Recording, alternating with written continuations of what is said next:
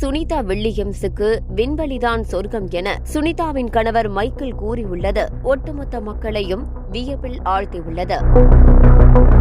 கடந்த ஜூன் 5ஆம் தேதி போயிங் நிறுவனத்தின் புதிய விண்கலமான ஸ்டார்லைனரை பரிசோதிக்க சுனிதா வில்லியம்ஸ் மற்றும் அவருடன் சக விண்வெளி வீரரான புச் வில்மோர் இருவரையும் விண்வெளி மையத்திற்கு நாசா அனுப்பி வைத்தது. விண்வெளி மையத்தில் 8 நாட்களில் ஆய்வு மற்றும் சோதனைகளை முடித்துவிட்டு மீண்டும் பூமிக்கு திரும்புவதுதான் திட்டமாக இருந்தது. ஆனால் போயிங் ஸ்டார்லைனர் விண்கலத்தில் ஏற்பட்ட தொழில்நுட்ப கோளாறு காரணமாக சர்வதேச விண்வெளி நிலையத்தில் சிக்கியுள்ளனர். சுனிதா வில்லியம்ஸ் மற்றும் புச் வில்மோர் இருவரும் எப்போது பூமிக்கு திரும்புவார்கள் என ஒட்டுமொத்த உலக மக்களும் எதிர்நோக்கி காத்துள்ளனர். ஆனால் இதற்கு அடுத்த ஆண்டு பிப்ரவரி மாதம் வரை இருவரும் சர்வதேச விண்வெளி நிலையத்திலேயே தங்கி இருக்க வேண்டிய கட்டாயத்துக்கு தள்ளப்பட்டுள்ளதாக தகவல் வெளியாகியுள்ளது. இந்த சூழலில் விண்வெளியில் இருப்பதுதான் சுனிதா வில்லியம்ஸுக்கு பிடித்தமான இடம் என்றும் எத்தனை நாட்கள் வேண்டுமானாலும் அவர் அங்கு தங்கி இருப்பார் என்றும் சுனிதாவுக்கு அதுதான் சொர்க்கம் எனவும் சுனிதாவின் கணவர் மைக்கேல் சோகத்திலும் நெகிழ்ச்சியாய் கூறியுள்ளார்.